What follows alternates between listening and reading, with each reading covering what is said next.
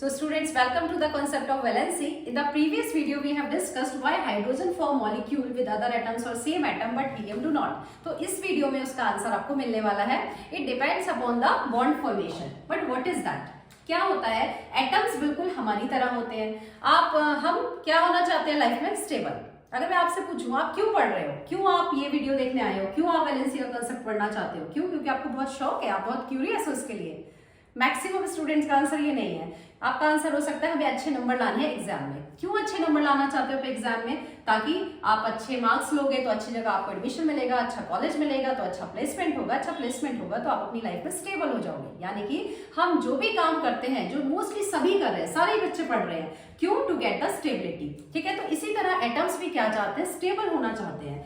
Atoms किस तरह stable होते हैं? एटम्स स्टेबल होते हैं अगर उनके आउटर मोस्ट शेल यानी वैलेंस शेल में कितने इलेक्ट्रॉन्स हो जाए? 8 इलेक्ट्रॉन्स. आपको याद रखना है, अगर 8 इलेक्ट्रॉन्स को एक्सेप्ट कर ले किसी तरह, मतलब मैनेज कर ले, उनके पास जितने हैं जो भी है डजंट मैटर, पर अगर उनके वैलेंस शेल में 8 इलेक्ट्रॉन हो जाते हैं तो वो क्या हो जाते हैं? स्टेबल. तो मॉलिक्यूल्स की स्टेबिलिटी किस पे डिपेंड है? Number of 8 electrons. ठीक है, जिसको हम क्या कहते हैं? ऑक्टेट. ऑक्टेट या आपको पता है ऑक्टेट वर्ड कहां से आया है? ऑक्टा से. ऑक्टा मींस क्या होता है? 8. तो ऑक्टेट को फॉलो करना चाहते हैं. अब कुछ इलेक्ट्रॉन्स कुछ एटम्स ऐसे हैं जैसे हाइड्रोजन, हीलियम, उनके पास तो 8 इलेक्ट्रॉन है ही नहीं, तो कहां से 8 इलेक्ट्रॉन को अचीव करेंगे? उनका साइज इतना स्मॉल है, they can't manage the 8 electrons. तो वो क्या फॉलो करते हैं?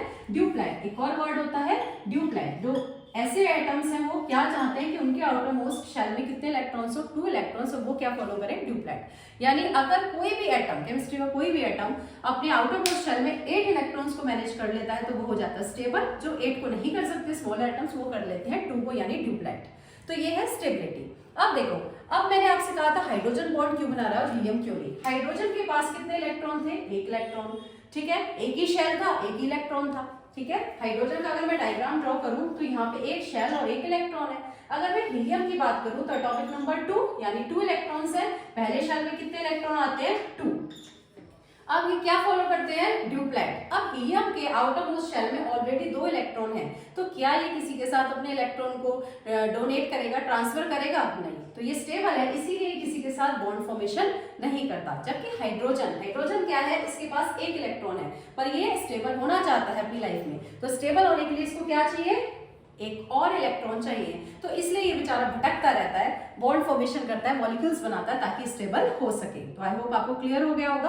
तो अब हम बात करते हैं वैलेंसी की. तो वैलेंसी क्या होती है? Valency is the combining capacity. कितना एटम के साथ एक एटम कंबाइन करेगा, क्यों एक के साथ करेगा, क्यों 2 के साथ करेगा, ये सब आपका किससे रिलेटेड है?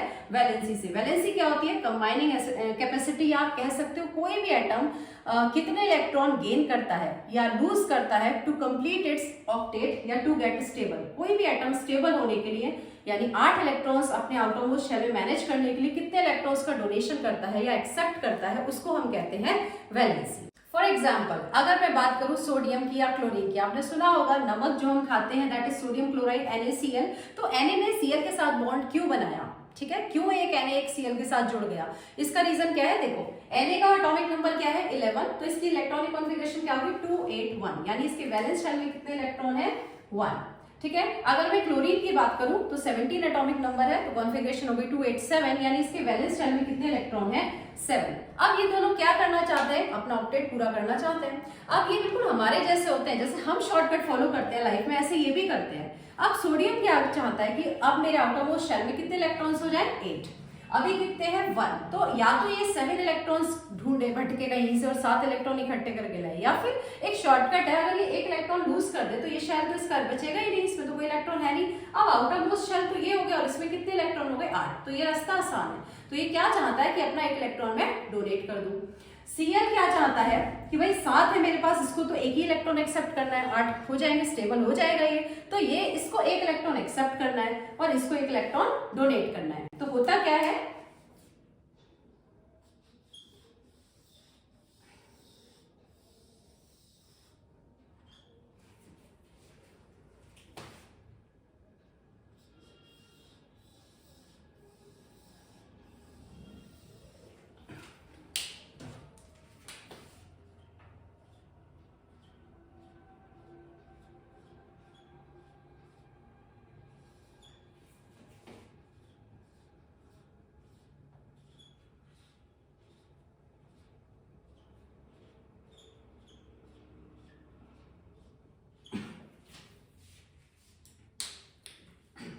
ठीक है।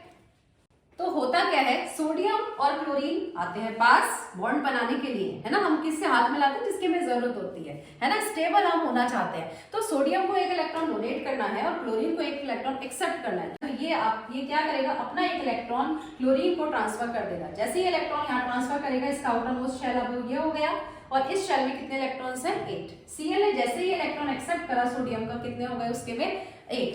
तो दोनों क्या हो गए, स्टेबल हो गए। तो Na ने क्या किया, एक इलेक्ट्रॉन डोनेट करा, ठीक है। तो कैसा चार्ज आएगा, प्लस। ये भी बहुत बड़ा कंफ्यूजन होता है बच्चे को कि जब इलेक्ट्रॉन उसने दे दिया तो उसको तो इलेक्ट्रॉन कम हो गया तो माइनस आना चाहिए, या क्लोरीन ने इलेक्ट्रॉन एक्सेप्ट कर लिया तो प्लस आना चाहिए, लेकिन उल्टा होता है। ऐसा क्यों होता है, क्योंकि ये बात ठीक है कि ये डोनेट कर रहा है, पर डोनेट क्या कर रहा है, इलेक्ट्रॉन। इलेक्ट्रॉन पे कैसा चार्ज होता है, माइनस।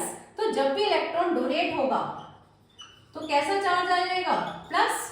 अगर आपके अंदर बहुत सारी इलेक्ट्रोनेगेटिविटी है, इलेक्ट्रॉन नेगेटिव है, तो आपके अंदर नकारात्मकता भरी है, चीजों को लेके आप नेगेटिव हो।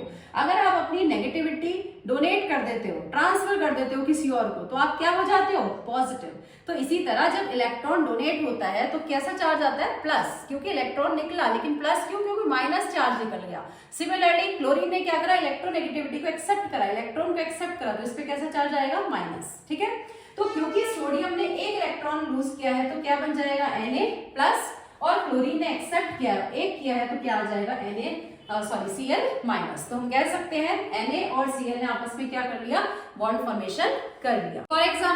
एक और एग्जांपल करते हैं, Mg और O, मैग्नीशियम और ऑक्सीजन। मैग्नीशियम का एटॉमिक नंबर है 12 यानी 282, ऑक्सीजन का है 8 यानी 26। अब इसको 2 इलेक्ट्रॉन डोनेट करने हैं। अगर 2 लूज कर देगा तो ऑक्टेट पूरा, और इसको 2 इलेक्ट्रॉन एक्सेप्ट करने हैं, क्योंकि 2 इलेक्ट्रॉन्स लेके इसका ऑक्टेट पूरा। तो क्या करेंगे, दोनों आपस में बॉन्ड बनाएंगे।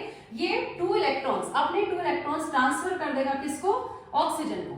जैसे ये 2 इलेक्ट्रॉन्स ट्रांसफर करेगा, ये इलेक्ट्रॉन्स खत्म। अब वैलेंस शेल ये होगा, और वैलेंस शेल में कितने इलेक्ट्रॉन हो गए, 8।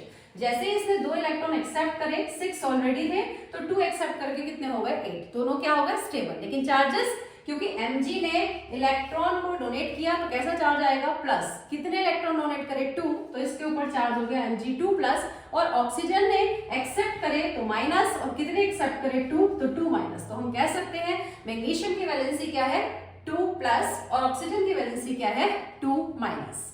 लास्ट एग्जांपल के बेसिस पे सोडियम की वैलेंसी क्या थी, +1, और Cl की वैलेंसी क्या थी, -1, ठीक है। तो ये है कॉन्सेप्ट ऑफ वैलेंसी। सपोज मैंने ले लिया क्लोरीन का एटॉमिक नंबर 17287।